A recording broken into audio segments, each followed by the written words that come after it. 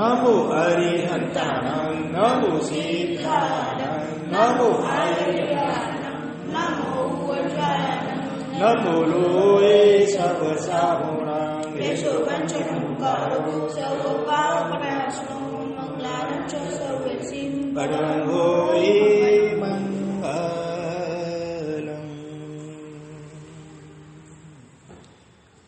सबसे पहले कल के व्याख्यान से के आधारित इनामी प्रश्नोत्तरी के लिए तैयार हो जाए। प्रश्न नंबर 1, मैतार्य महामुनिवर अगले भाव में कौन थे और उनके पिताजी का नाम क्या था? दोनों आते हैं प्रश्न। अगले भाव में कौन थे और उनके पिताजी का नाम क्या था? बोलो।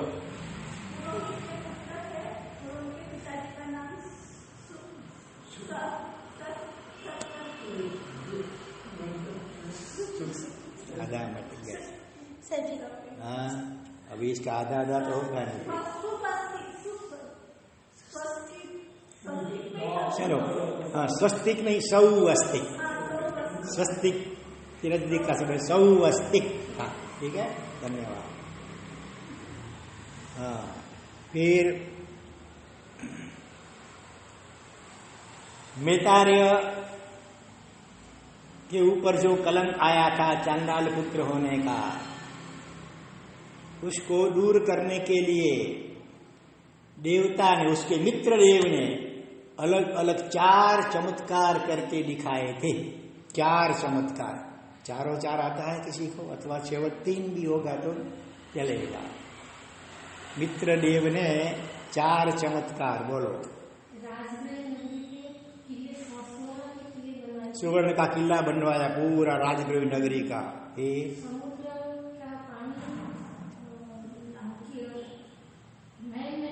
हाँ, लाए आकर के उनको स्नान करवाया मैतार्य को। 2, लेकिन उससे पहले के 2 हैं। ये आपने तीसरा और चौथा बताया। पहला दूसरा एक बोल लो तो, अभी 2 बाकी, उसमें से एक बोल लो तो हो जाए।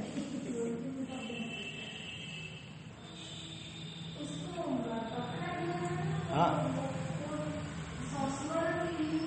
हाँ, धन्यवाद। एक बकरा दिया था वो जो हर रोज सोने की हिंडी देता था, उसकी विष्ठा सोना मूर्ति के रूप में निकलती थी।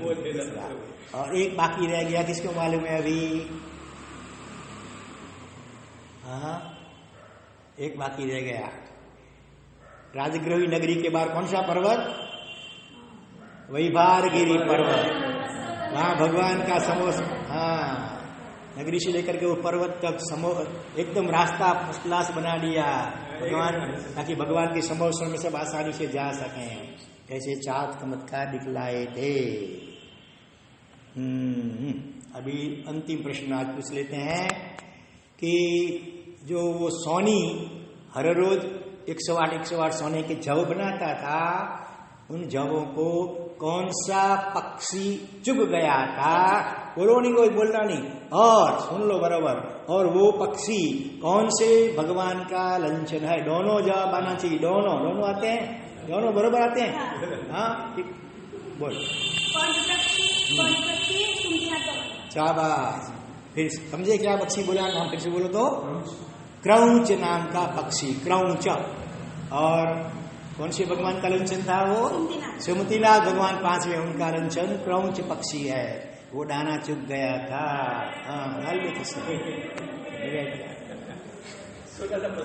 चलो अभी आज का प्रवचन प्रारंभ करें। अभी सीधी दूसरी गाथा, पुरेश्वर बाहुबली की सज्जा, उसके अंदर में जो 100 जितने महापुरुष और महासतियों के नाम उल्लेख हैं, जिनमें से आज तक हम पहली गाथा के जो 8 महापुरुष, भरत चक्रवर्ती, बाहुबली, अभय कुमार, गंडन कुमार महामुनिवर, श्रीय, अरणिका पुत्र आचार्य, फिर अतिमुक्त कुमार महामुनि और नागदत्त, ये 8 हो गए पहली गाथा के। अभी दूसरी गाथा कल से प्रारंभ हुई है, उसमें सबसे पहला नाम क्या आया था? मेयज। चलो दूसरी गाथा साथ में बोले।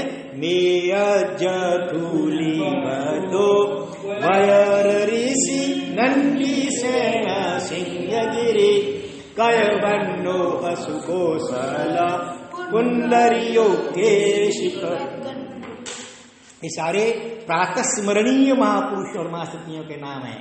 प्रातः स्मरणीय, हर रोज प्रातः काल में उठ करके ऐसे महापुरुष और महासतियों का नाम स्मरण करने से हमारे चित्त शुद्ध होता है, चित्त में प्रसन्नता का अनुभव होता है, हमारे पाप भी कम होते हैं और धीरे धीरे उनका जीवन चरित्र और जीवन प्रसंग सुन करके, उनके गुण सुन करके अगर हम उनका चिंतन मनन करेंगे तो धीरे धीरे उनके गुण भी हमारे में आने लग जाते हैं। तो मेयज्ज थूली भद्दो, मेयज्ज माने मेतारे महामुनिवर, उनका दृष्टांत हमने कल सोचा, आज आगे चलते हैं। थूली भद्दो माने स्थूली भद्र महामुनि, स्थूली भद्र सूरी आचार्य युग प्रधान और सुत केवली, ऐसे वो आचार्य भगवंत थे। भगवान महावीर की पट परंपरा में स्थूली भद्र का नाम कौन सी पाठ में आता है? छठे पाटे शंभु, छाते पाटे भद्रबाहु समझो, 8वें पाटे स्थूली भद्र स्वामी का नाम आता है, जो अंतिम 14 पूर्वी कहे जा सकते हैं। सुत केवली थे, उसके बाद फिर 4 पूर्वों का विच्छेद हो गया था अंतिम, और स्थूली भद्र स्वामी को भी 10 पूर्व सूत्र और अर्थ के साथ मिले, बाकी के 4 पूर्व केवल सूत्र के रूप में मिले थे। वैसा क्यों हुआ वो भी हम अंत में देखेंगे, आज नहीं तो कल। ये दृष्टांत थोड़ा बड़ा है, इसलिए इसको 2 पार्ट में विभक्त करेंगे। आधा पार्ट आज लेंगे, बाकी का आधा कल लेंगे, क्योंकि दूसरे विभाग भी अपना कल रह गया, दूसरा तीसरा विभाग भी समयाभाव के कारण, इसीलिए आज वो आधा दृष्टांत लेंगे। तो पाटलिपुत्र नाम के नगर में शकटा 9वां नंद राजा, ऐसे नंद राजा 9 हो गए, उसमें अंतिम जो 9वां नंद राजा था उनके मंत्रीश्वर का नाम था शकटाल मंत्रीश्वर, जो स्थूली भद्र के पिता। उनके 2 बेटे और कितनी बेटियां थी? 7 बेटियां थी। 2 बेटे में एक स्थूली भद्र बड़ा और छोटा श्रीयल, जिसका दृष्टांत हम आगे देख चुके हैं सीरियो वर्णिया उत्थो में, और 7 बहनों का नाम ही पता है, यक्षा, यक्षदिन्ना वगैरह। तो शकटाल मंत्री से चुस्त जैन धर्म को अनुसरण करने वाले थे, बड़े विचक्षण थे। और कुछ समय बाद ऐसा हुआ, एक वररुचि नाम का ब्राह्मण पंडित विद्वान था, वो हर रोज नए 100 श्लोक बना करके लाता था, 100 अथवा 108 से बना के लाता था। वो अलग अलग उनका जो देव है, कभी सूर्य की स्तुति की होगी, कभी किसी देवी की स्तुति की होगी, कभी राजा की स्तुति की होगी, इस प्रकार से हर रोज नए नए 108 श्लोक बना करके लाता था। राजा की तो शायद नहीं समझो, बाकी देव देवी की। तो वो राजा खुश होकर के उसको इनाम देता था, सुवर्ण मुद्रा देता था। पहले के जमाने में कुछ राजा, जैसे कि भोज राजा वगैरह ऐसे थे, विद्या के बड़े प्रेमी थे। कोई भी विद्वान आता था उसकी कद्र करते थे, उसको अच्छा इनाम वगैरह देते थे। तो इधर ये शकटाल मंत्री से ने देखा, एक तो ये ब्राह्मण विद्या दृष्टि है, और दूसरा ऐसे रोज देते जाएंगे कितनी वो अच्छी प्रमाण में, तो राजकोष खाली हो जाएगा, कम हो जाएगा, इसीलिए कुछ करना होगा, मंत्री सर को सब करना पड़ता है। तो उन्होंने राजा को कहा कि राजन, ये जो लाता है श्लोक 100 वो वास्तव में नए नहीं है, वो तो पुराने श्लोक कहीं कैसे लाता है। थोड़ा झूठ बोलना पड़ा रक्षा करने के लिए, तो राजकोष की भी। तो ऐसा है, हाँ ये तो मेरी सभी बच्चियों को आता है, मेरी बेटियों को श्लोक आते हैं। फिर बेटियों को बुलाया और उसने जो श्लोक बनाए थे नए बोल गया। हाँ, तो 7 बहनें ऐसी थी, पहली यक्षा, उसको एक बार कुछ भी सुनती उसको याद रह जाता था, इतनी उनकी मेमोरी पावर शार्प थी, एकदम तीक्ष्ण थी। फिर दूसरी यक्षदिन्ना, वो 2 बार सुनती है तो याद रह जाता था। पहली बार वो ब्राह्मण बोला, दूसरी बार यक्षा बोली तो उसको याद रह गया। तीसरी थी यक्षदिन्ना, भूता यक्षा यक्षदिन्ना भूता, तीसरी भूता, चौथी भूतदिन्ना, 5वीं शैणा, फिर वेणा, फिर शैणा वेणा रेणा, 7 बहनें थी। तो दूसरी को 2 बार में, तीसरी को 3 बार में, चौथी को 4 बार में, 5वीं को 5, छठी 6, 7वीं 7 बार कुछ सुनती तो उनको याद रहता था। तो क्रमशः 7 बहनें वो बोल गई श्लोक। राजा को अरे ऐसा है, हाँ तो हमको ठक्का है। श्री राजा ने उसको फिर इनाम देना बंद करवा दिया। तो फिर वो नाराज रह गया, उनको मन दुख हो गया। तो फिर उसको मंत्री के प्रति द्वेष उत्पन्न हो गया, स्वाभाविक है।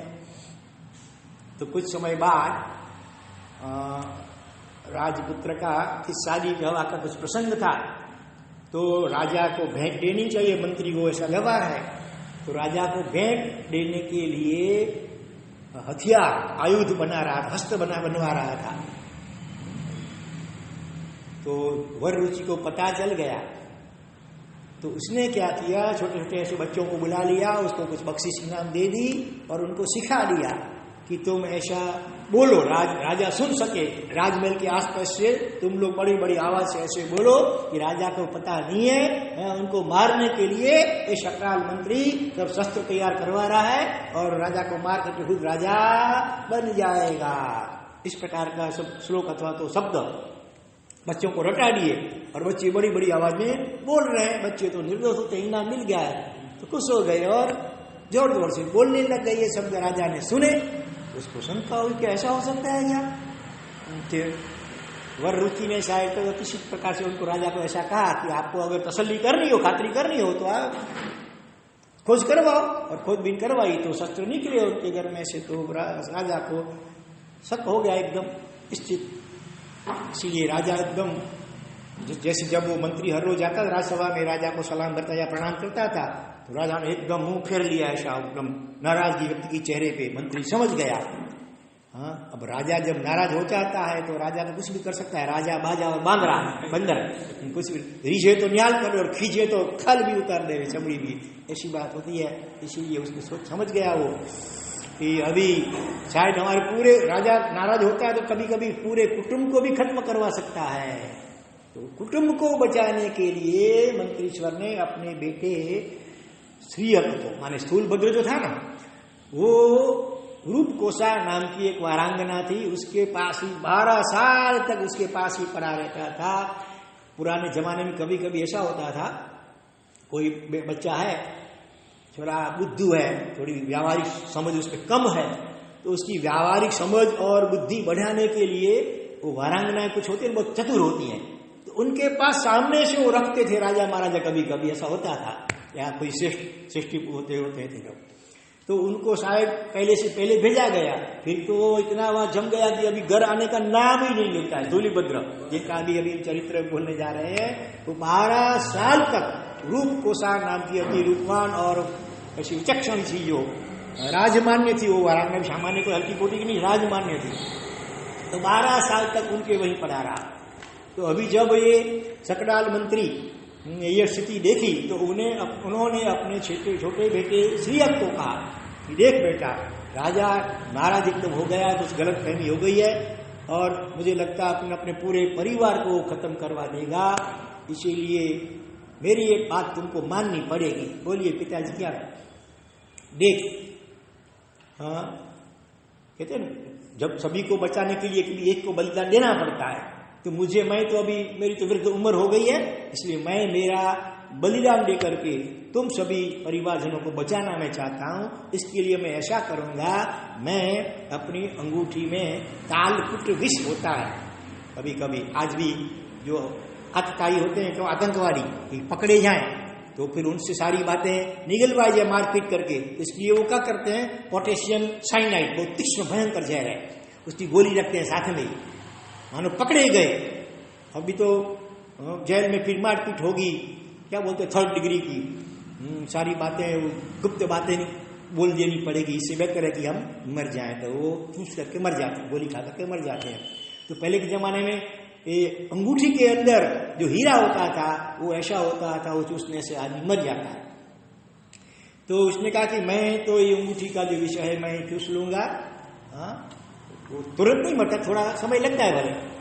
तो तुमको क्या करना, जब मैं राजा के पास जाऊं और नमस्कार करूं राजा को, तुमको क्या करना है, किसी को मालूम है, तलवार से मेरी गर्दन उड़ा देनी है। वहीं पर राजसभा में राजा के सामने ही पहले तो चौंक गया, बेटा, अरे पिताजी, मैं ऐसा पितृ हत्या का पाप क्यों, कैसे करूं? और इतने भी सभा के बीच में पिता ने कहा, परिस्थिति ऐसी है, तुझे मजबूरन करना पड़ेगा और तुझे पितृ हत्या का पाप नहीं लगेगा, क्योंकि मैंने पहले से ही विष चूस लिया होगा, इसीलिए दुख को करना ही पड़ेगा, नहीं तो हमारे पूरे परिवार को राजा खत्म करवा देगा। बहुत मुश्किल से फिर आखिर उसने स्वीकार उसको करना पड़ा और जैसे राजा को नमस्कार करने गया सतपाल मंत्री, तो श्रीयक ने उसका शिरच्छेद कर दिया। सभी स्तब्ध हो गए। राजा ने पूछा, अरे श्री तुमने ये क्या किया? तो श्रीयक ने कहा, राजन, जो राजद्रोही हो उसको तो ऐसी सजा होनी चाहिए, फिर चाहे मेरे पिताजी क्यों न हो। आप उनके ऊपर नाराज हैं तो उनसे कुछ राजद्रोह हो गया होगा, शायद ऐसा मुझे लगता है। आपने मुंह फेर लिया क्या कल, तो उससे मुझे पता चला कि जरूर मेरे पिताजी के द्वारा कोई गलती हो गई, बड़ी गलती हो गई, इसलिए आप नाराज हो गए। तो इस प्रकार से जो राजद्रोह करे, उसको तो उसका तो शिरच्छेद करना ही पड़े बिना पक्षपात से, चाहे कोई भी हो, चाहे मेरे पिताजी क्यों न हो। तो राजा को उसके प्रति बड़ी अच्छी सद्भाव हुआ, वो इतना मुझे वफादार है कि अपने पिता का भी उसने की हत्या कर दी। तो उसको उसकी प्रशंसा की और फिर कहा कि देख, अभी तेरे पिता तो मर गए, लेकिन उसका जो पद है मंत्री पद, अभी तू स्वीकार ले, तू मंत्री बन जा। थोड़ी सी आनाकानी की होगी, लेकिन आखिर फिर राजा ने जबरदस्ती उसको मंत्री बना दिया। और फिर मंत्री बाद में, पहले राजा ने क्या किया, श्रीयक ने कहा कि मेरे बड़े भाई स्थूलीभद्र विद्यमान हैं, वो रूपकुशा के वहां बहुत सालों से हैं, पहले उनको बुलाओ। व्यवहार तो यही है कि बड़ा बेटा है उसको पहले ऑफर की जाती है, तो पहले आप उनको बुलाओ, समझाओ, अगर वो स्वीकारता है तो वो अच्छी बात है। तो राजा ने रूप अपने स्थूलीभद्र को संदेशा भेजा, बुलवाया। स्थूलीभद्र आता है, राजा ने सारी बात बताई, अथवा तो श्रीयक ने भी बता दी होगी कि इस प्रकार का हुआ था, इसलिए मजबूरन मुझे पिताजी का शिरच्छेद करना पड़ा है। अभी राजा तुमको मंत्री बनाना चाहता है तो सोच लेना। तो फिर स्थूलीभद्र आते हैं राजा के पास। राजा ने कहा कि तेरे पिताजी की तो मृत्यु हो गई है, इस प्रकार से अब तुझे ये मंत्री पद स्वीकारना है।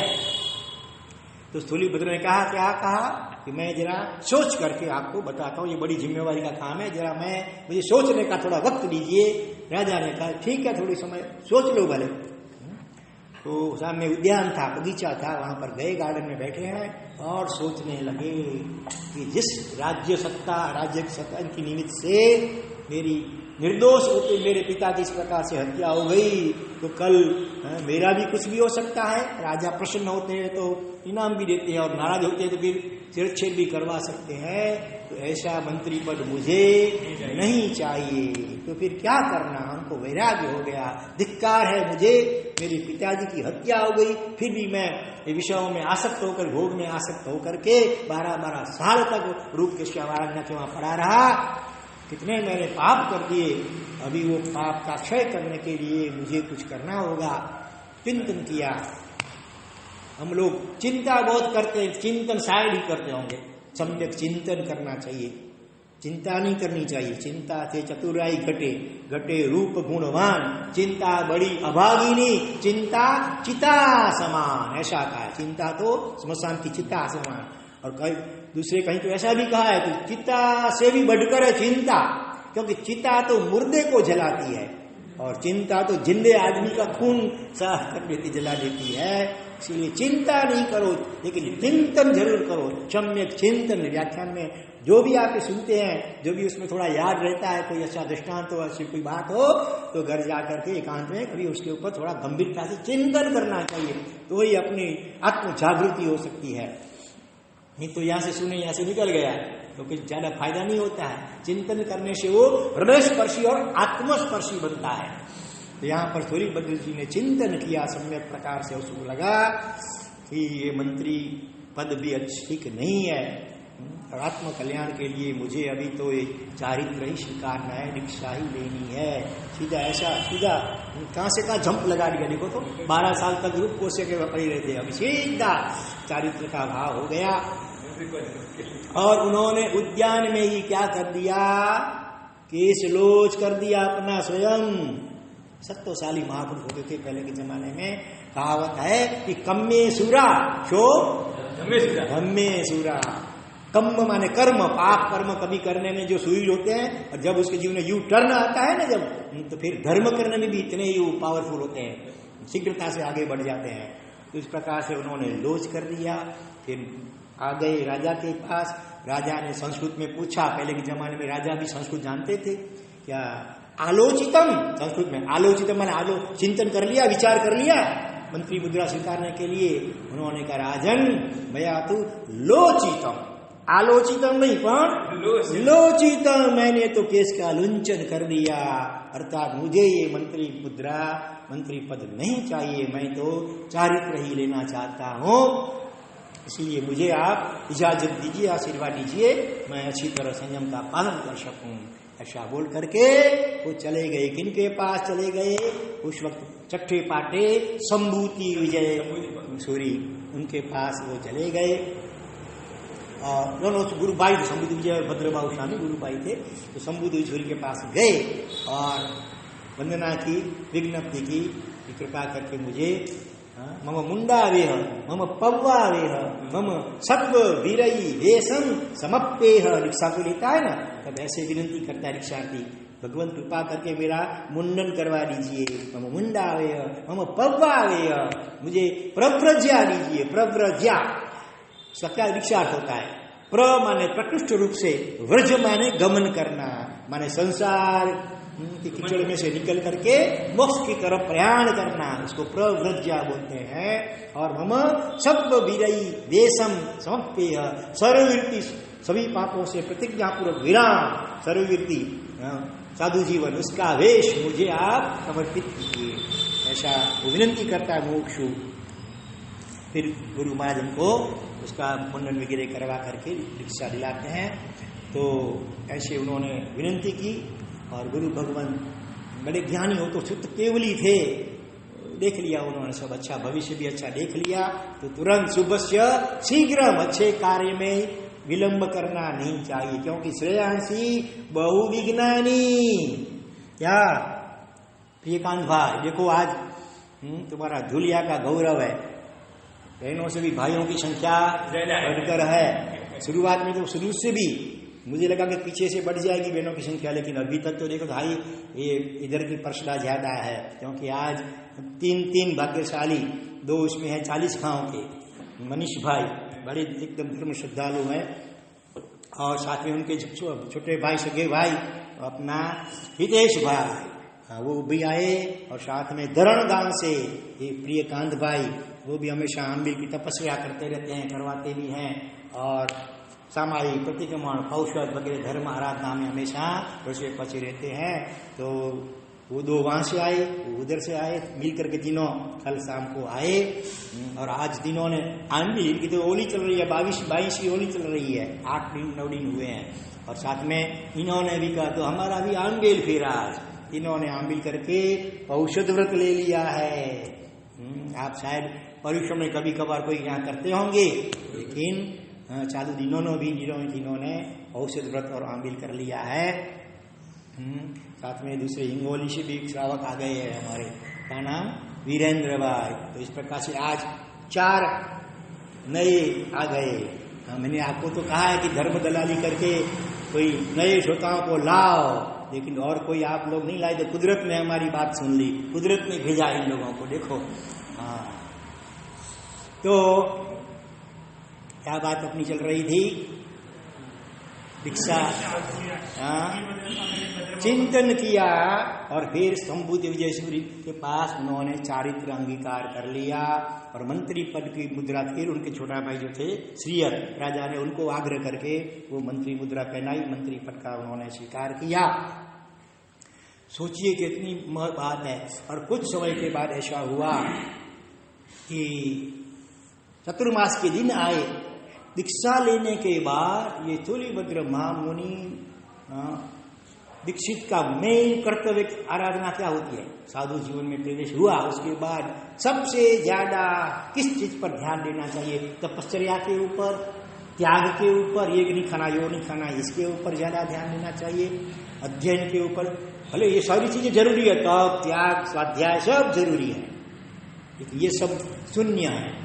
उसके आगे एक शून्य कितने भी हो, मिनटो 0 0 0 0, टोटल करो तो 0 ही होगा ना, टोटल करो कि मल्टीप्लाई करो गुणाकार तो भी 0 होगा, लेकिन शून्य के आगे अंक लग जाता है, कोई भी 1 2 3 4 या 9, तो उनकी कीमत कितनी बढ़ जाती है।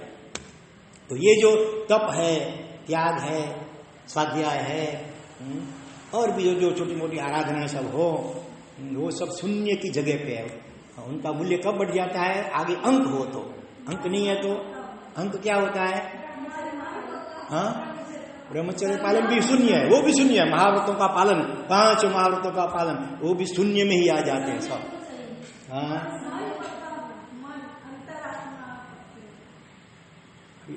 मुझे जो चाहिए अभी नहीं आया है, बोलो। वैराग्य, वो भी शून्य में आएगा।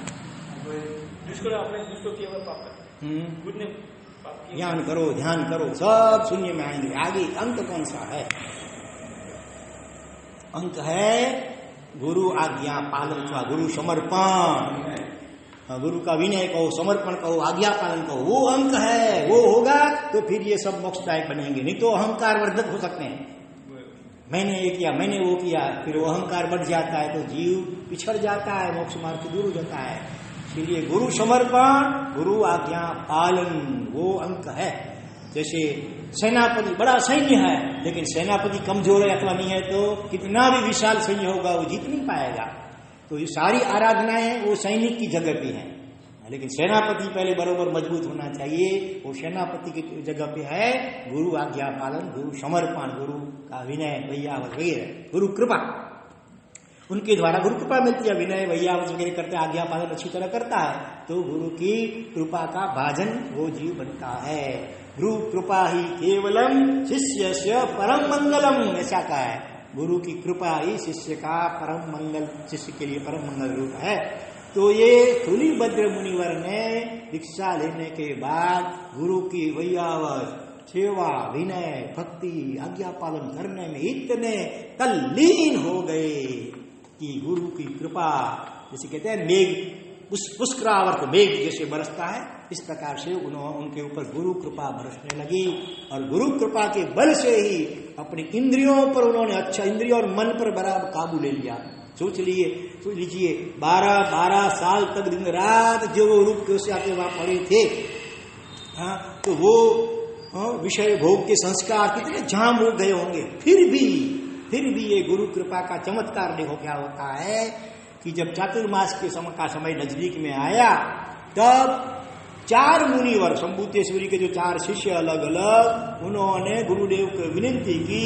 एक ने क्या कहा कि मुझे सिंह की जो गुफा होती है वहां चातुर्मास करना है, शेर की गुफा, उधर रहने का, भागने का नहीं, दिन रात वहीं रहने का, ध्यान में बिना खाए उपवास करके। कितना डर लगता है। हाँ, दूर से देखते हैं कहीं तो डर जाते हैं, कभी टीवी में देख करके भी डर जाते होंगे। तो अच्छा, फिर दूसरे मुनिराज ने क्या कहा? हाँ, कुआं होता है ना, कुआं की बिल्कुल धार, कुएं के धार पर खड़ा रह करके 4 महीना खड़े, नींद आई, झपकी आई तो पड़े कुएं में। ये कितनी जागृति चाहिए, कितनी अप्रमत्ता हो तब ये संभव हो सकता है। हाँ, गुरु ने उनको भी इजाजत दी, उनकी योग्यता देख करके कहा ठीक है भले तथास्तु। और तीसरे ने क्या कहा? मुझे, किसी को याद है? हाँ, सांप, जहरीला, कोबरा, बड़ा विषैला नाग जो होता है, दृष्टि तन्न कौशिक जैसा, हाँ, उनका जो बिल होता है, डर होता है, उसके पास खड़ा रह करके मुझे चातुर्मास करना है। वो उसके लिए कितनी निर्भयता चाहिए, कितना मैत्री भाव चाहिए ताकि वो सर्व भी अपनी क्रूरता छोड़ दे और शरीर के प्रति कितनी निष्ठुरता। मानो डंक लग भी गया और मर गए तो भी परवाह नहीं, हम तो आत्मा अजर अमर अविनाशी आत्मा है, मैं शरीर नहीं हूं। वो वेद ज्ञान कितना मजबूत हो तभी यह संभव हो सकता है। तो इतनी योग्यता गुरु ने देखी उनमें और सभी को आशीर्वाद के साथ अनुमति दी। और चौथे ये स्थूलीभद्र महामुनि, हाँ, उन्होंने क्या कहा मालूम है? हितेश मालूम है? सुना है कहीं? हाँ, बोलो क्या कहा?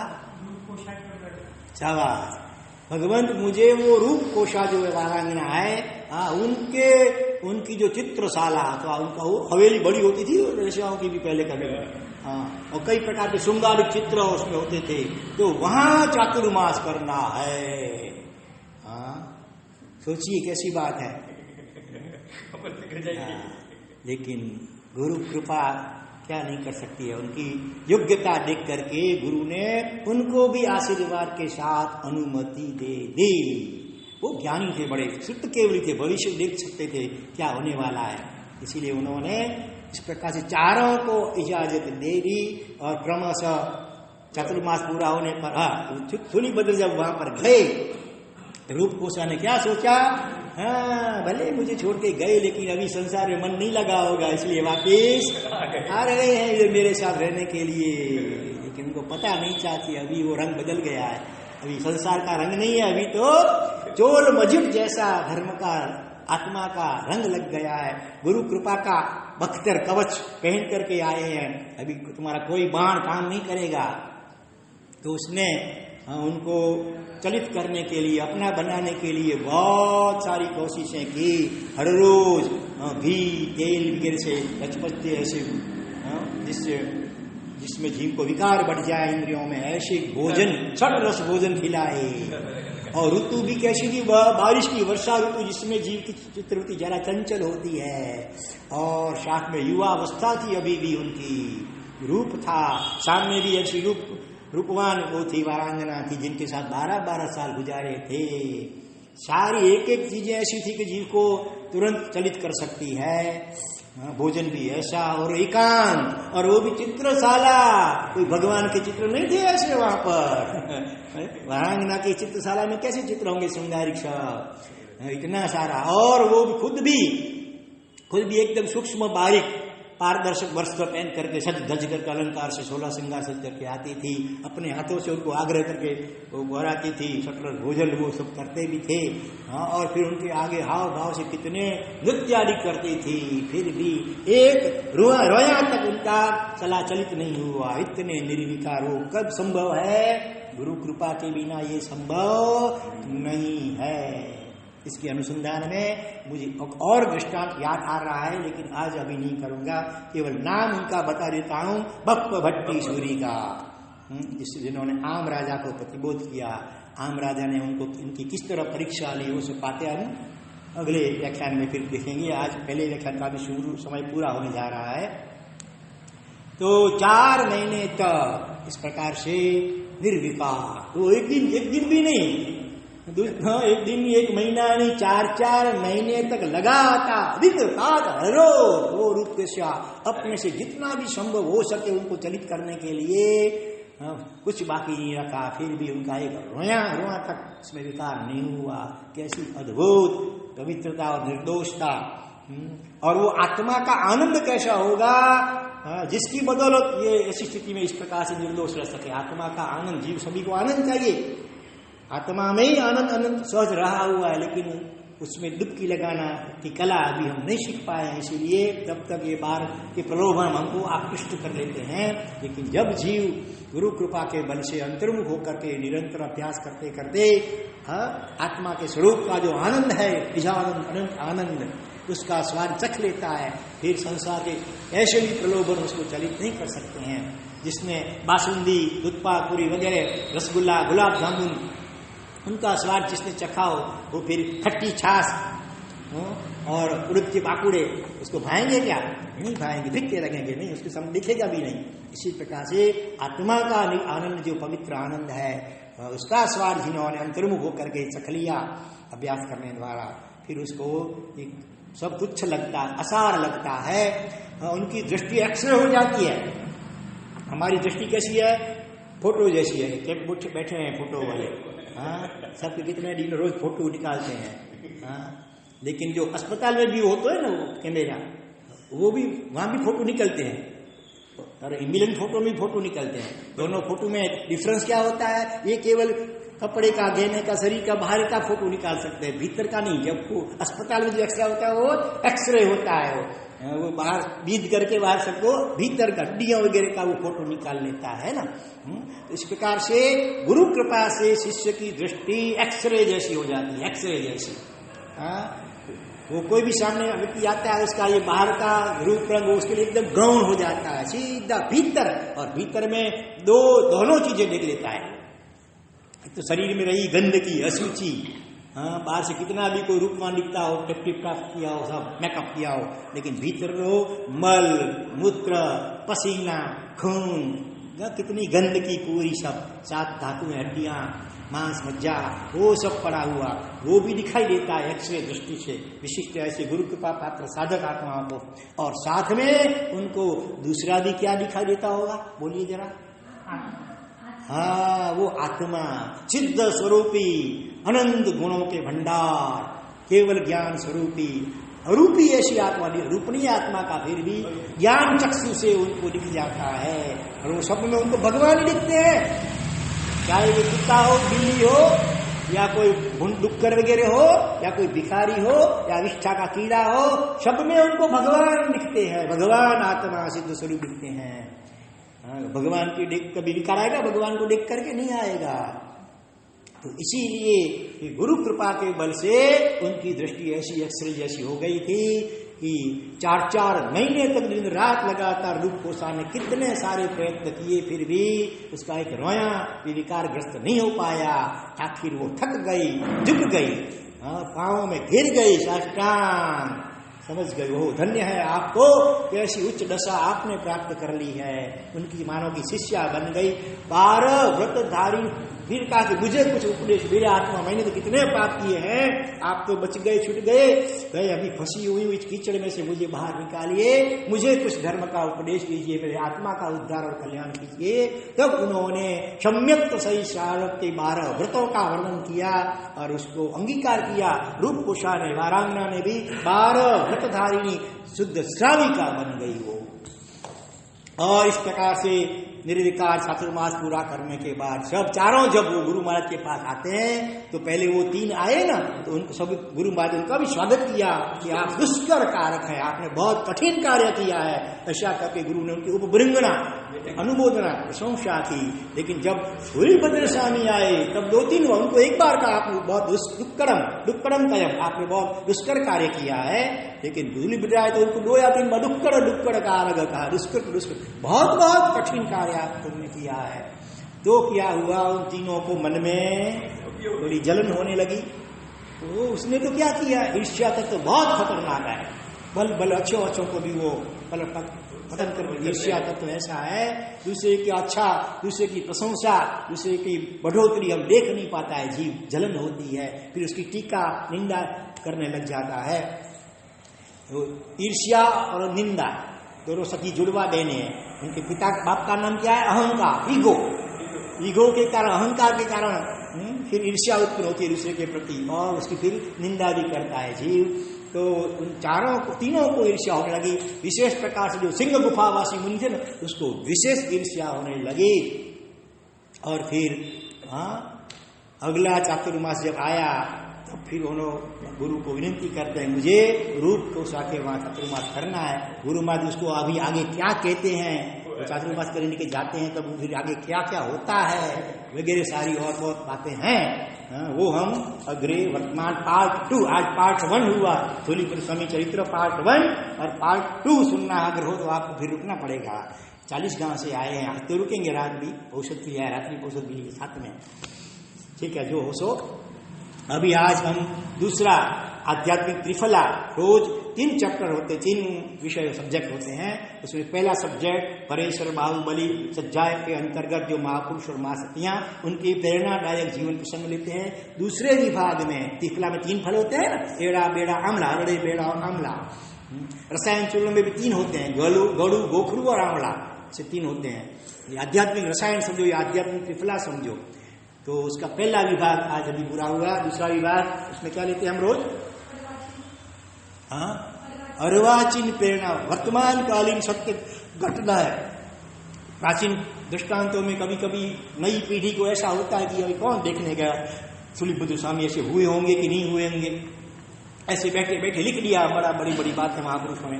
नई पीढ़ी को कभी ऐसी शंका भी हो सकती है, इसीलिए दूसरे विभाग में वर्तमान में प्राय करके विद्यमान अथवा एकदम नजदीक के भूतकाल में ही हो गए हों ऐसे जो विशिष्ट घटनाएं, वो उसका हम चिंतन स्वाध्याय करते हैं। तो दूसरे विभाग में आज हम किनका दृष्टांत देखेंगे, कल मैंने बताया था नवीन भाई गांधी कि जो अहमदाबाद में रहते हैं, नवरंगपुरा में प्राय नहीं, अभी नारायणपुरा में रहते हैं, और भारत भर के सैकड़ों हजारों संघों को उन्होंने 1 लाख से भी अधिक ध्वजाएं जिन मंदिर के शिखर पर फहराने के लिए, वो हर साल भेजते रहते हैं। जिनको भी जो किसी भी संत की विनती आई, छोटे बड़े सभी को अच्छी से अच्छी ध्वजा बनवा करके वो कुरियर से भेजते हैं। कुरियर का खर्च भी स्वयं उठाते हैं। उनका ट्रस्ट बनवाया हुआ है। उनका आज बड़ा ही जोरदार प्रेरणादायक दृष्टांत है, वो हम आज शुरू करते हैं। वो भी लंबा है और भी फिर तीसरा प्रश्नोत्तरी का प्रश्न वो भी जरा विस्तृत से चर्चा करने योग्य है। देखिए अभी क्या होता है। तो नवीन भाई गांधी, हम उनसे 2 बार प्रत्यक्ष मिले हैं। हमारे चतुर्मास अहमदाबाद में 2 बार हुए हैं, 2 जगह, मणिनगर और दूसरा नारायणपुरा। विक्रम संवत 2049 और 50 2 चतुर्मास अहमदाबाद में हुए, जब नवीन भाई गांधी को हम प्रत्यक्ष मिले हैं। उस समय हम बहुरत्ना वसुंधरा किताब उनका संकलन कर रहे थे। जो भी ऐसे एक्स्ट्रा ऑर्डिनरी असाधारण कोटि के आराधक थे, उन सबके दृष्टांत इकट्ठे कर रहे थे। पहले विभाग में जन्म से जैन नहीं होते हुए भी जैन धर्म का उत्कृष्ट पालन करते हैं। जैसे हमने कल या परसों कौन सा दृष्टांत देखा? परसों रामचंद्र दरबार का देखा ना, कितना जोरदार वो दृष्टांत है। तो पहले विभाग में ऐसे ऐसे दृष्टांत, दूसरे विभाग में श्रावक श्राविका में जो एक्स्ट्रा ऑर्डिनरी आराधक उनके दृष्टांत वर्तमान काल के, तीसरे विभाग में पूरे जैन समुदाय के चारों फिरकों, श्वेतांबर, दिगंबर, तेरापंथी, स्थानकवासी भले हो, लेकिन विशिष्ट कोटि को एक्स्ट्रा ऑर्डिनरी आराधना करते हैं, उनके दृष्टांत। और चौथे विभाग में थोड़े प्राचीन महापुरुषों के दृष्टांत, उन सबका संकलन कर रहे थे।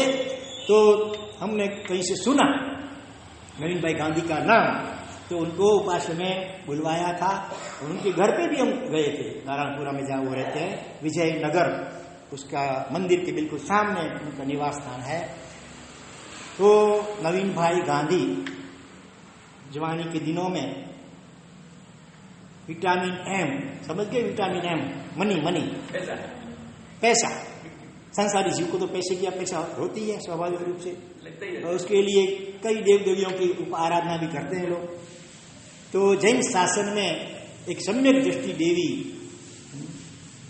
जिसके प्रति बहुत लोगों को श्रद्धा है ही, और जो एकावतारी है, केवल एक भव के बाद मोक्ष में जाने वाली है। अभी देव भव में है, मनुष्य भव से मोक्ष में जाने वाली। ऐसी सम्यक देवी कौन है? देवी शासन देवी 24 तीर्थंकरों की, हाँ, श्री देवी, लक्ष्मी देवी एकावतारी है। चक्रेश्वरी देवी, चक्रेश्वरी एकावतारी है, मालूम? हाँ, पद्मावती, लाल, उनका लाल कलर होता है ना, लाल कपड़े वाले बैठे हैं। हाँ, तो पद्मावती देवी पार्श्वनाथ भगवान की जो अनन्य भक्त हैं, वो एकावतारी हैं। तो उनकी बहुत आराधना करते थे, उनके पूजन पटाते थे पद्मावती की, समझो। और उनकी मालाएं जपते थे। कभी तो खड़े एक माला जपते हैं कई लोग प्रकार से। बहुत करीब 12-14 साल तक उन्होंने पद्मावती की बहुत आराधना की। लेकिन जब तक हमारा भाग्य नहीं जगता है, तब तक देव देवी भी जल्दी प्रसन्न नहीं होते अथवा वो कुछ नहीं करते हैं। तो 12-14 साल बीत गए, फिर भी कुछ इच्छा पूरी नहीं हुई। और ऐसे मौके पर उनका एक संसारी मामा, उन्होंने टकोर की नवीन, ये देव देवियों के पीछे इतना पागल हुआ है, इतना पागल अगर देवादिदेव अरिहंत परमात्मा की भक्ति में होता तो तेरा बेड़ा कभी का पार हो गया होता।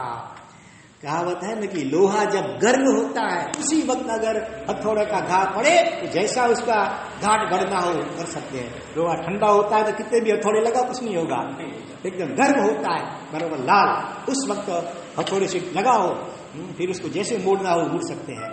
तो इतने साल 12-14 साल तक पद्मावती की उपासना करते करते अभी थक गए थे, कुछ रिजल्ट नहीं मिला था, तो थोड़े से उब गए थे, थोड़ा बोर हो गए थे।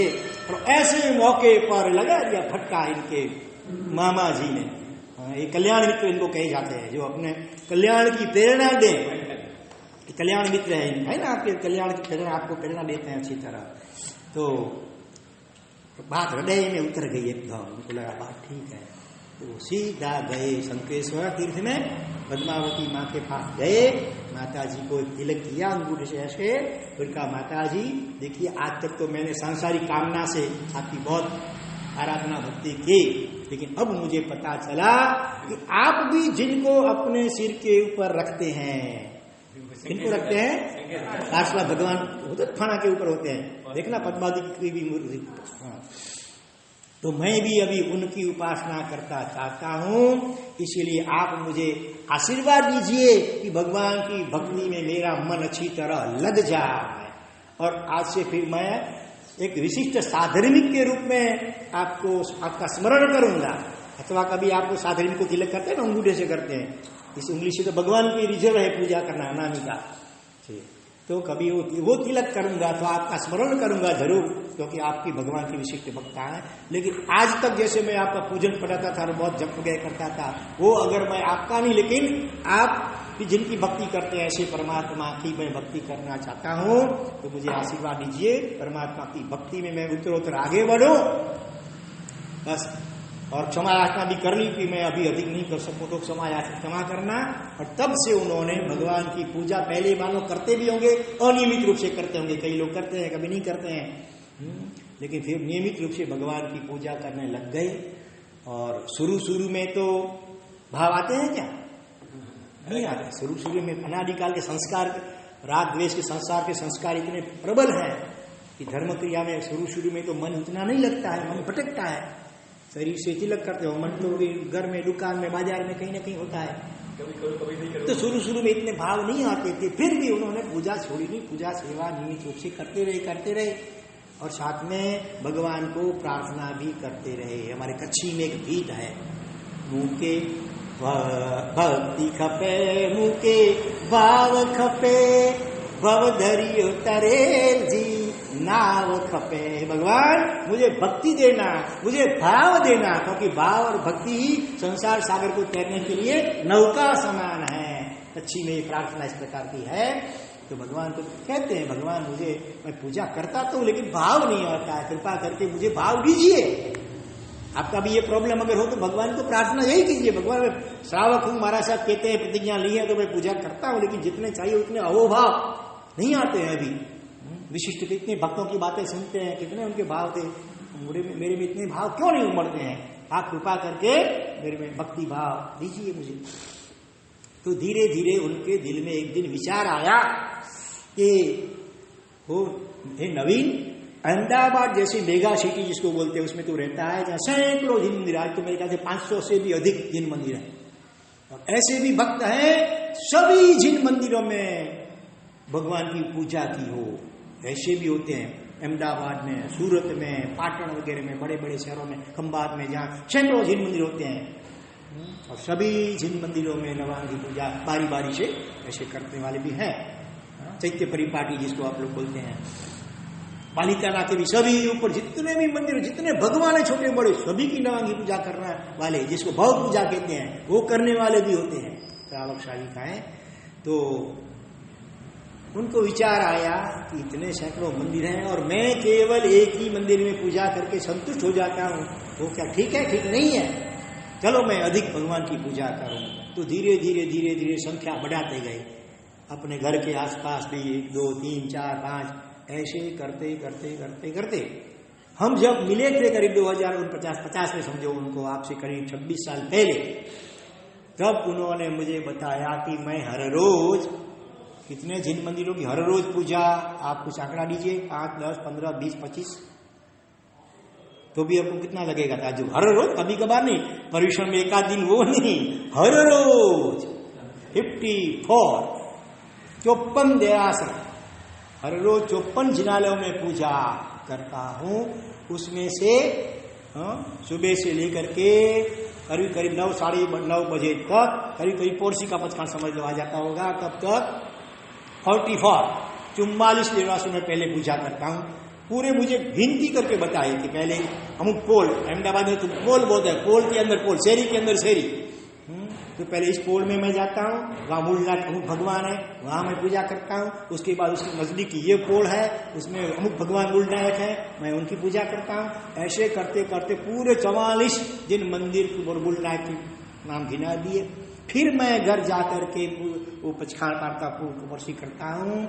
उसके बाद इतने से भी संतुष्ट नहीं हुए, फिर दूसरी बार स्नान करके पूजा के वस्त्र पहन करके अपने घर के आसपास के एरिया में 10 डेरासर जो अलग अलग हैं, उन सबकी मैं पूजा करता हूं। सोचिए तो कितनी अनुमोदनीय और अनुकरणीय और आश्चर्यकारी बात है। इस काल में ऐसे भी भगवत भक्त हैं। हम लोग मान लो मंदिर में चैतन करके आप लोग पूजा अर्चन करके निकल रहे हैं, रास्ते में कोई दोस्त मिल गया, कोई परिचित मिल गया, चलो भाई भगवान को दर्शन करने के मैं जाता हूँ।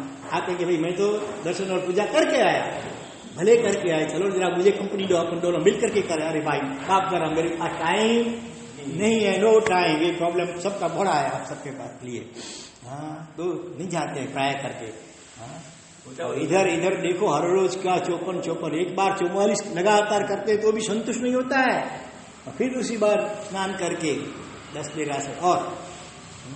तो ऐसे ये नवीन भाई गांधी अभी इतने भाव आते हैं। उन्होंने हमको बताया कि भगवान को देख करके मेरा हृदय मेरे बस में नहीं रहता है।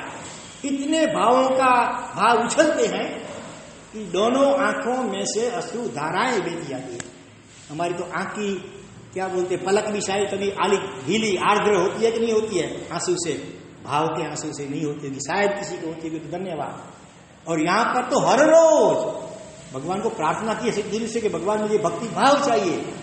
इतने भाव उमड़ते हैं, भगवान को देखते ही रोमांच खड़े हो जाते हैं, और करीब करीब आधा गिलास भर जाए इतने आंसू, भक्ति भाव के आंसू हर रोज निकलते दोनों आंखों में से, कभी कभार नहीं, हर रोज इतना भक्ति भाव। और उसमें इतना आनंद आता है कि महाराज साहेब, मेरी अंतरात्मा मुझे कहती है कि अभी मेरे 2 या 3 से ज्यादा भाव तो नहीं ही होंगे, भले मैं दीक्षा नहीं ले पाया हूं, लेकिन 2 या 3 से ज्यादा मेरे भाव अभी बाकी नहीं होंगे। इतना आनंद मुझे आता है।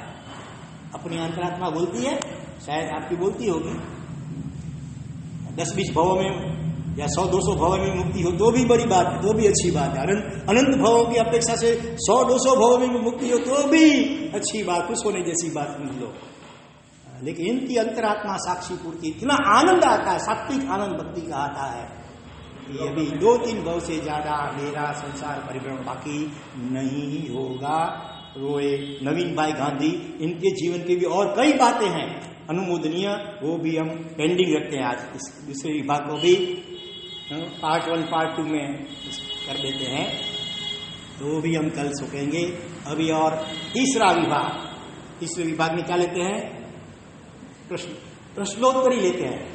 प्रश्नोत्तरी आप लोगों को तो शायद पूछना नहीं आता है, कि पूछते नहीं है, कोई पूछना हो तो पूछ सकते हैं, नहीं तो हम फिर हर रोज कोई न कोई नया प्रश्न ले आते हैं, तो उसके ऊपर चर्चा करते हैं। तो कल मैंने आपको बताया था कि आज कौन सा प्रश्न लेंगे, क्या बताया था मैंने? शाबाश। आज तक भूतकाल के अनंत भवों में हम सभी ने, हमने और आपने सभी ने कितनी बार ये रजोवरण लिया है, चारित्र लिया है, अगणित या तो अनंत बार लिया है। शास्त्रकार भगवान कहते हैं कि मेरू पर्वत जितना ढेर लग जा, इतने सारे ये रजोवरण होगा जिसको बोलते हैं, और ये चरवला मैंने श्रावक जीवन, वो सब स्वीकार किया है, और फिर भी अभी तक मोक्ष क्यों नहीं हुआ है? एक बाजू भगवान अथवा शास्त्र ये भी कहते हैं ये मार्ग इतना श्रेष्ठ और महान है, अगर सम्यक रूप से इसका पालन हो, 1 भाव 2 भाव 3 भाव अधिक से अधिक 7-8 भाव में तो अवश्य मोक्ष हो जाए। एक और इसका इतना महात्म्य बताते हैं शास्त्रकार भगवान, और साथ में दूसरी बार ये भी कहते हैं, दूसरी बार इतनी बार चारित्र लिया है फिर भी मोक्ष नहीं हो पाया है, ये तो विरोधाभास हो गया, कॉन्ट्राडिक्शन हो गया। इसका निवारण कैसे करना? तो कौन सी चीज छूट गई, कौन सी बात रह गई? दीक्षा ली होगी तो कोई हर बार शिथिल रूप से पालन किया होगा, ऐसा भी नहीं है। मास कमल के पालन, मास कमल जैसी तपस्या भी कभी किस भाव में, जैसे मेहताल मुनि करते थे और भी महात्माएं कर गए, कभी की भी होगी, और कई शास्त्र कंठस्थ भी कर लिए होंगे, कितने आगम सारे कड़कड़ाट कंठस्थ 11 सूत्र वगैरह भी कंठस्थ कर लिए होंगे, कितना ज्ञानाध्ययन भी किया, और व्याख्यान वगैरह लेकर के कितने जीवों को प्रतिबोध दिला दिया होगा, उन्होंने भी दीक्षा ले ली होगी। और ऐसा भी हो सकता है कि उनका पहले मोक्ष हो गया, जिनको दीक्षा ली थी, हमारे व्याख्यान सुनकर के जिसको वैराग्य हुआ दीक्षा ली, वो मोक्ष में पहुंच गए और फिर भी हम लोग पीछे रह गए हैं। तो अभी क्या बाकी रह गया हो, क्या रह गया होगा बाकी? एकदम 5 समितियों का भी अच्छी तरह पालन किया, पहुंचना, प्रमार्जना, एरिया समिति, भाषा समिति, मुखपति के साथ बोले, घोषणा, आदान निक्षेपा, तारीख छापने का, 5 समितियों का अच्छी से अच्छी तरह पालन किया, फिर भी क्यों चुक गए? और कहा जाता है ये अभव्य जीव होते हैं ना, अभव्य जीव, कभी मोक्ष में नहीं जाने वाले हैं, फिर वो लोग भी कभी कभी चारित्र ले लेते हैं स्वर्ग में जाने के लिए। वो संसार सुख के बहुत रसिक होते हैं और सुनते हैं कि दीक्षा लेने से अगर मोक्ष नहीं हो तो अवश्य वैमानिक देवलोक मिलता है। तो और देवलोक में तो कैसे नाटक चेटक नृत्य वगैरह होते हैं, हजारों साल बीत जाए आंख की पलकारे की तरह, इतने ऐसे अद्भुत नृत्य अप्सरा वगैरह के होते हैं। तो उसको पाने के लिए कभी वो दीक्षा ले लेते हैं और दीक्षा लेने के बाद इतना शुद्ध पालते हैं बाह्य रूप से, क्योंकि उसमें गड़बड़ करेंगे तो फिर वो नहीं मिलेगा देवलोक। तो इसीलिए इतना अनिशुद्ध बाह्य चारित्र पालन करते हैं, जरा भी अतिचार लगने नहीं देते हैं। और उसके बल से वो बाह्य शुद्ध चारित्र के बल से 9 ग्रैवीय तक पहुंच जाते हैं। 12 वैमानिक देवलोक के ऊपर 9 ग्रैवीय हैं, फिर 5 अनुत्तर विमान, फिर मोक्ष सिद्धशिला। इस कार्य में तो कितना भी कोई शुद्ध चारित्र पालेगा तो अधिक से अधिक 4 देवलोक जा सकता है, उससे ऊपर नहीं, क्योंकि ये संग ऐसा हमारा कमजोर है, तो उतनी चित्त की एकाग्रता भी नहीं हो पाती है, इसीलिए 4 लोग से आगे नहीं जा पाते हैं। लेकिन जब प्रथम संज्ञान होता है और उस समय अगर कोई अभव्य जीव चारित्र भी ले तो इतना शुद्ध पालन करे कि 9 ग्रैवीय तक पहुंच सकता है। लेकिन फिर भी उसके अनंत काल में कभी भी भविष्य में भी मोक्ष नहीं होने वाली। क्या राज है उसका, क्या कारण, कौन सी कमी रह जाती है? इतना शुद्ध चारित्र पालते हैं, 9 ग्रैवीय तक भी पहुंच जाते हैं, फिर भी कभी भी मोक्ष नहीं होगा अभव्य जीव का। तो क्या अलग अलग अपेक्षा से अलग अलग भले आप उत्तर लेंगे, कुछ आंशिक रूप में आपको उत्तर सही भी मानने भले होंगे। मेन बात जो है प्रभु की आज्ञा का पालन बहुत अच्छी तरह किया, जरा भी प्रयोजना प्रमार्जना हो तो सब किया, बहुत किया।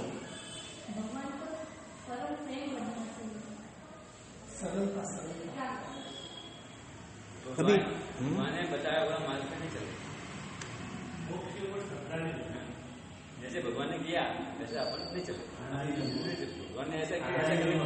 अब सभी के उत्तर कुछ कुछ अंश में ठीक ही है, तो कोई भी एक बात होती है अलग अलग अनेक शब्दों में कही जाती है। मुख्य रूप से कहें तो सद्गुरु करते समर्पण भाव, कभी शायद वो भी कर लिया होगा, कभी वो भी हो गया होगा, क्योंकि अच्छे तरह पालन करना है, देवलोक में जाना है, तो गुरु कृपा होगी तो जल्दी मिल जाएगा। उस लक्ष्य वो था, गुरु कृपा, गुरु की भैया भी की, सेवा भी की, आशीर्वाद भी प्राप्त किए। आपको मालूम है एक विनय रत्न का दृष्टांत सुना है? विनय रत्न मुनि, हाँ, किसी राजा के प्रति द्वेष था, वैर भाव एकदम हो गया था, तो राजा को मारना था लेकिन कोई मौका नहीं मिलता था, तो राजा को मारने के लिए दीक्षा ली। सोचना समझना बरोबर, दीक्षा लेकर के इतना गुरु की सेवा की, विनय किया कि उनका नाम ही विनय रत्न पड़ गया। नाम कुछ दूसरा था लेकिन गुरु का विनय इतना जोरदार किया कि उनका नाम ही विनय रत्न पड़ गया। और फिर जब गुरु महाराज का विश्वास पात्र हो गया तो गुरु महाराज कहीं भी जाते उनको साथ में ले जाते थे। तो राजा की विनती से, कभी ऐसी पर्वती का दिन था, राजा ने विनती की गुरु महाराज को कृपा करके इधर पधारिए, मैं औषध देना चाहता हूँ आपकी निष्ठा में, कुछ किसी कारण से अभी मैं वहाँ आपके पास ऊपर नहीं आ पाता हूँ। तो ऐसे करके राजमहल में औषधशाला थी, तो वहां पर गए गुरु महाराज अपने इस विनय रत्न को लेकर के। रात को सब आराम करते थे, ये तो जगता ही था।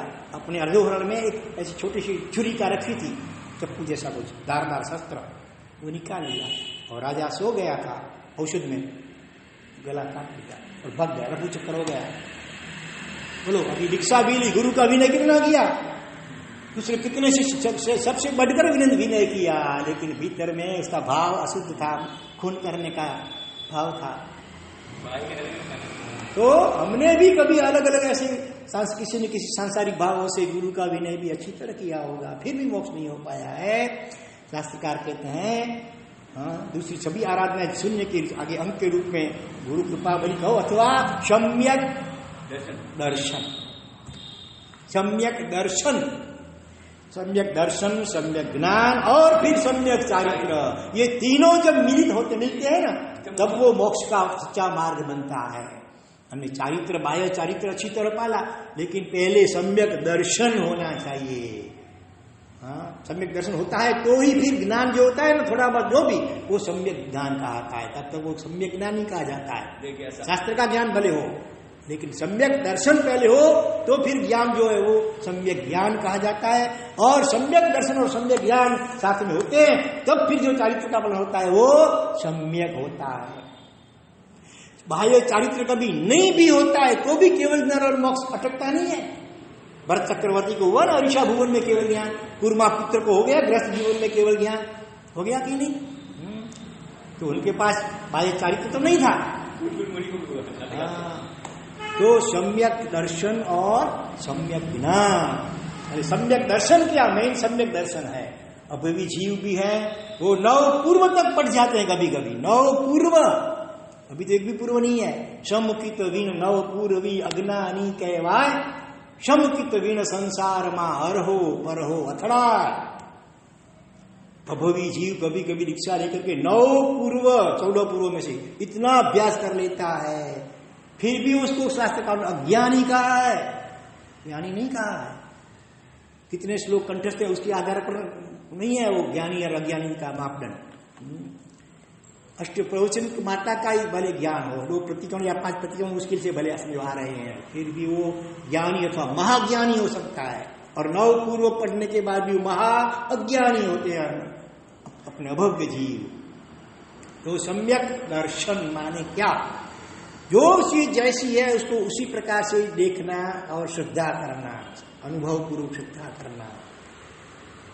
खास करके सबसे पहले खुद के लिए सोचो, मैं कौन हूं। तो हम तो अनादिकाल से क्या मानते आए हैं, ये शरीर और इसको जो नाम मिला है, उसका जो रूप वगैरह, वो ही अपनी जात को मानते हैं। भले व्याख्यान सुन करके, किताबें पढ़ करके अभी अब थोड़ा बोलते सीख गए हैं कि भाई हम शरीर नहीं है, हम आत्मा है, ऐसा बोलते हैं, थोड़ा थोड़ा मानते होंगे। लेकिन जब मौका आता है तो वो हमारा समझ इसका बाष्पीभवन हो जाता है। शरीर में थोड़ा सा कुछ हुआ तो अरे मुझे ऐसा हो गया, मुझे बुखार आता है, मुझे मैं तो आत्मा हूं, आत्मा को कभी बुखार आ सकता है क्या? बुखार तो शरीर को आया है, शरीर तो पड़ोसी है, मेरे से भिन्न है। भले मेरे पास में अभी रहता है, हम साथ में नजदीक में एकदम रहते हैं, लेकिन मेरे से तो भिन्न है। ये तो पुद्गल है, नाशवंत है, कितना भी इसको साथ करके रखोगे तो भी नाश होने वाला है। मैं तो अजर अमर अविनाशी आत्मा। इसलिए जो जागृत आत्मा है, सम्यक दृष्टि आत्मा होती है ना, उनको कभी पूछा भी जाए कि क्या है शरीर, तबियत क्या कैसी, कुछ शरीर में ताव है ऐसा बोलेंगे, मुझे ताव आता नहीं बोलेंगे, शरीर में ताव है, बुखार है, मुझे नहीं। इतना जागृत उनकी वाणी भी ऐसी निकल जाती है सहज रूप से। और हमको कोई आदमी मिला कितने दिनों के बाद, हम क्या बोलते हैं, अरे फलाना भाई क्या बात है, आजकल आप बहुत दुबले पतले हो गए हैं, ऐसी भाषा बोलते हैं। आत्मा के भी दुबला पतला हो सकता है क्या? वो तो आत्मा है, लेकिन हम उसको शरीर के रूप में ही देखते हैं, इसीलिए ऐसी भाषा हो जाती है कि आप दुबले पतले हो गए, क्या बात है। तो और जब जिसको अनुभव हो जाता है ना आत्मा का, साधना करता है गुरु कृपा से, निर्विकल्प दशा में आत्मा का अनुभव करता है, उसके बाद सहज जागृति रहती है, फिर उसके शब्द प्रयोग भी बदल जाते हैं। आपका शरीर ऐसा आप बोल सकते व्यवहार में, आप नहीं, आपका ये शरीर, उस वक्त भी वो सावधान समझते हैं, आपका भी व्यवहार से कहते हैं मेरा शरीर, वास्तव में शरीर भी अपना नहीं, अपना तो क्या है, ज्ञान दर्शन चारित्र आदि गुण जो है वो मेरे हैं। अभी शरीर में मैं बना और ये जो सब है अपना परिवार वगैरह उसको मेरा मानते हैं।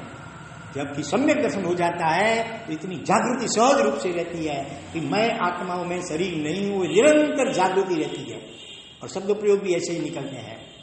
और जो भी है परिवार वगैरह व्यवहार से भले उसको कोई मेरा बोल भी देंगे, लेकिन उस वक्त भी जागृत रहते हैं कि व्यवहार से कहता हूं मेरा है, लेकिन मेरा तो वास्तव में ज्ञान दर्शन चारित्र और आत्मा के अनंत जो गुण हैं वही वास्तविक में मेरे हैं।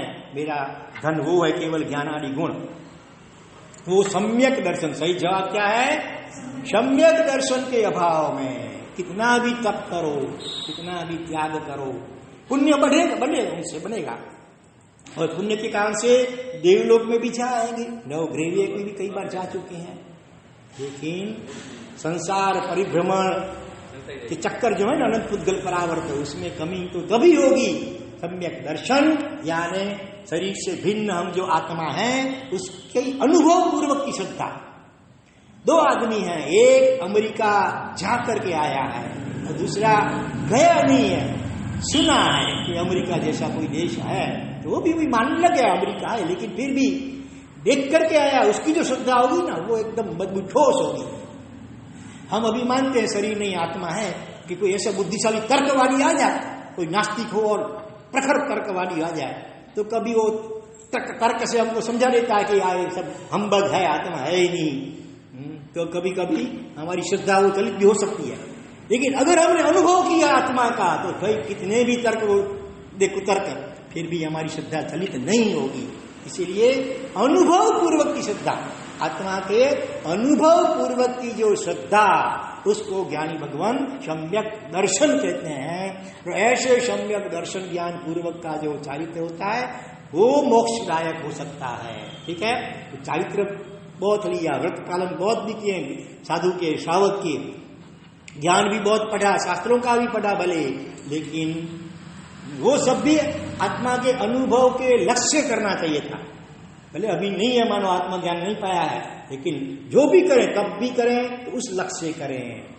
चाहे मेरी इंद्रियां मन शांत हो, निर्विकार हो, तो फिर मैं आत्मा का ध्यान अच्छी तरह कर सकूं और आत्मा का अनुभव कर सकूं। इसीलिए बाह्य भी उस लक्ष्य से करना है, जब भी उस लक्ष्य से करना है कि धीरे धीरे चित्त की शुद्धि हो, चित्त की एकाग्रता बढ़े, और फिर मैं ध्यान दशा में जाकर के आत्मा का अनुभव कर सकूं। इस लक्ष्य से उस जो भी आराधना करनी है, इसके विषय में भी कुछ और भी कहना है, उसके लिए क्या पुरुषार्थ करना चाहिए वो भी हम थोड़ा पेंडिंग रखते हैं। आज तीनों सब्जेक्ट ABC तीनों को थोड़ा थोड़ा अभी आज पेंडिंग रख दिया है।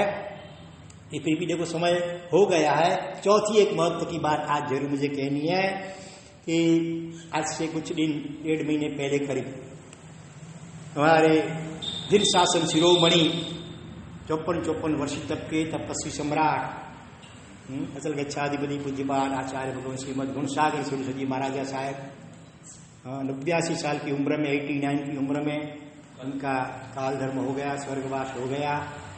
हमने सभी ने उनका गुणानुवाद वगैरह भी किया था।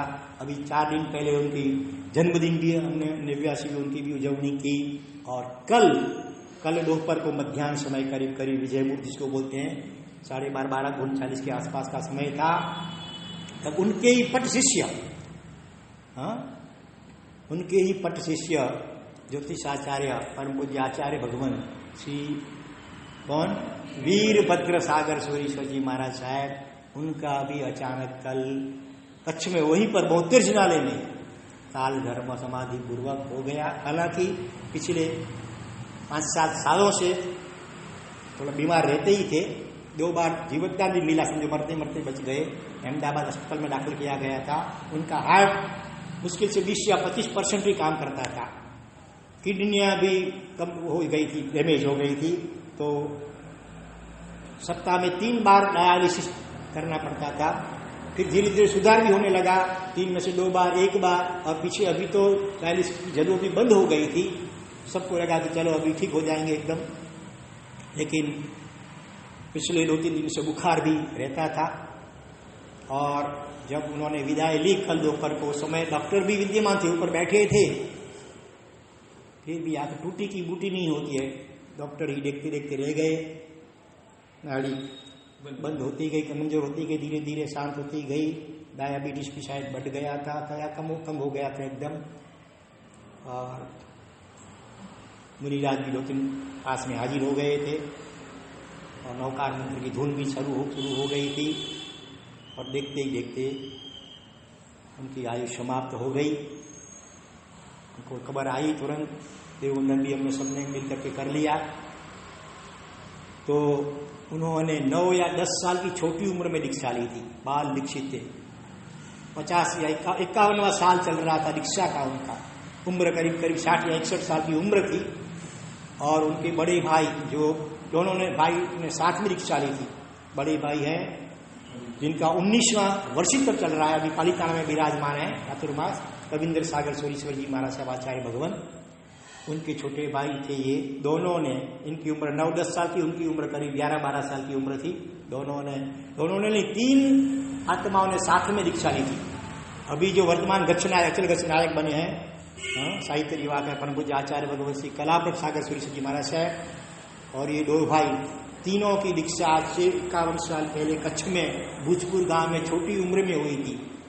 उस वक्त अचल गच्छ में कोई बड़ी छोटी उम्र वाले कोई थे ही नहीं, जो पीछे 2-3 वो बड़ी उम्र वाले बुजुर्ग ही थे।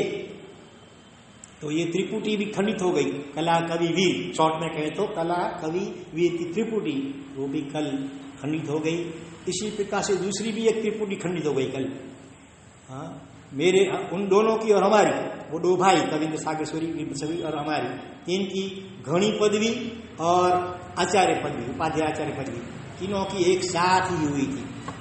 विक्रम संवत 2047 में पालीताना में हम तीनों की घणी पदवी हुई थी।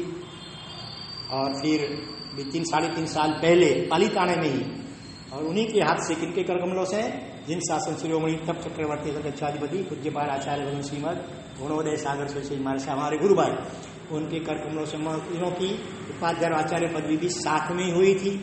तो वो भी त्रिपुटी जो थी हमारी, वो भी कल खंडित हो गई।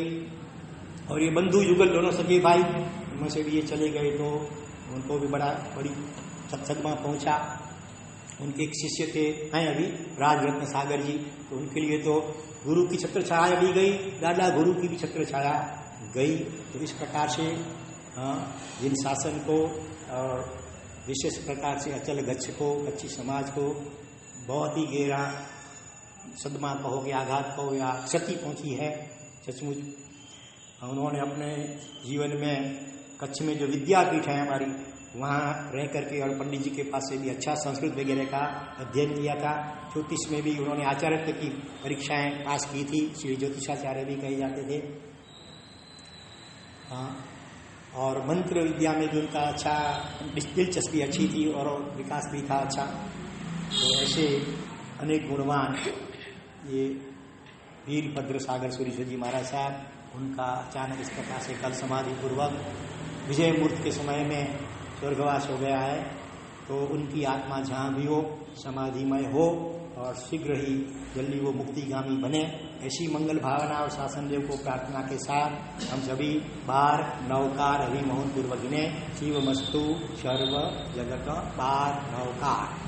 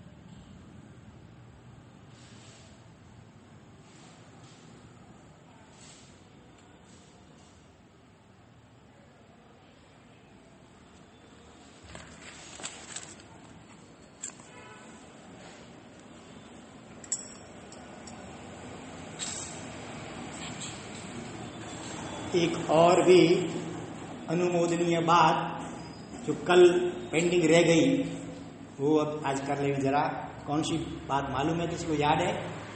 एक अनुमोदनीय बात कल समय के अभाव से छूट गई। हाँ, गुण संवत्सर तप, जिसमें 16 महीना तक चलता है, 400 दिनों में 407 उपवास। उसमें जो अंतिम बारी है 16 उपवास की, 16 उपवास, एक व्यासना, फिर 16 उपवास और फिर पारना, वो भी आज उनका अंतिम दिन है। कल 7 तारीख है ना, 6 तारीख है। कल 7 तारीख को मुंबई में दहीसर में उनका पारायण होने जा रहा है। उसकी अनुमोदना के रूप में यहाँ पर सोनाली बेल ने वो तेला आठम तप का भी पचखान लिया। और आप में से भी किसी ने शायद कुछ आमिल उपासना जो भी हो सके वो किया होगा। तो उन्होंने अपने जीवन में कितने तपस्या की है उसका लिस्ट मैं जरा जल्दी से बोल जाता हूँ। 7 वर्षीय तप एकांतर उपवास से किए, 7 वर्षीय तप। फिर 8वां 1 वर्ष तक उन्होंने बेले बेले से छठ के पार में छठ ऐसा भी 1 वर्ष तक किया, वो 7 से अलग। फिर 8वां 1 वर्ष तक उन्होंने किया, 8म के पार ने 8म तेलेश के पार तेले वर्ष तक किया। विशेष स्थानक जिसमें 420 उपवास 20 छठ के साथ वो आते हैं वो भी पूरा किया। चित्ती तप में कितने 42 दिनों में 36 के उपवास वगैरह आते हैं, 44 दिनों में वो भी सिद्धि तप कर लिया। श्रेणी तप वो भी बड़ा तप है, 111 दिन का तप है मेरे ख्याल से, अगर वो भी कर लिया। चत्तारी 8 रस डोए 4 उपवास, व्यास 8 उपवास, व्यास रस दो वो भी पूरा कर लिया। धर्म चक्र तप मेरे ख्याल से 82 दिन का होता है, 80 उपवास वो तो मैंने भी एक बार किया है। फिर भद्र तप उसमें वो भी बहुत कठिन तप है, वो कर लिया। मासक श्रवण भी एक कर लिया। 36 उपवास भी लगातार एक बार कर लिया। उपदान भी एक उन्होंने कर लिया। 500 आंबील भी उन्होंने कर लिए। वर्धमान तप की 23 होलियां भी कर ली। हाँ, पिछले 13 सालों से हर महीने संकेश्वर पासपाती हर महीने जरूर करते, 13 साल से करते हैं। और पिछले 28 सालों से पर्युषण में 28 अथवा इससे ज्यादा ही होता है, 9 उपवास, 10 उपवास, 11 उपवास, 15 उपवास और 16 उपवास पिछले 28 सालों से। पर्युषण में 8 उपवास से ऐसे कम तो कभी किए ही नहीं है।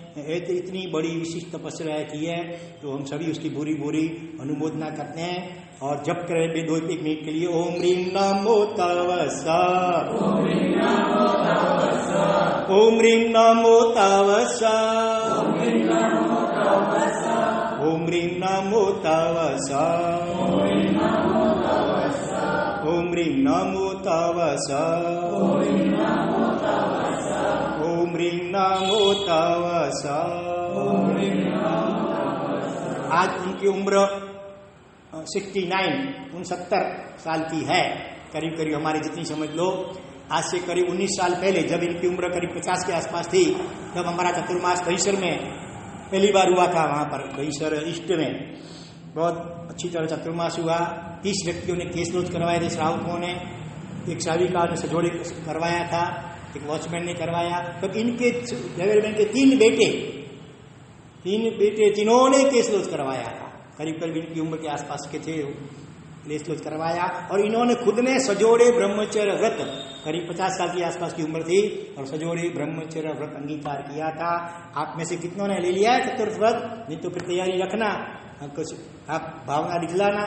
तो कभी कभी हम भी यहाँ चतुर्मास में एक बार तो चतुर्थ व्रत की नाण मंडवाते हैं और उसको आधी दीक्षा बोलते हैं, विधि पूर्वक वो करवाते हैं।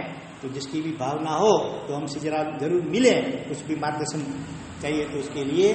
और यहाँ पर भी ऐसा कुछ हम जरूर कर सकते हैं। तो बस इसकी पूरी पूरी अनुमोदना के साथ व्याख्यान पूर्ण। जिन्ना अगर कुछ भी बोला गया हो हार्दिक मिच्छामि दुक्कडम।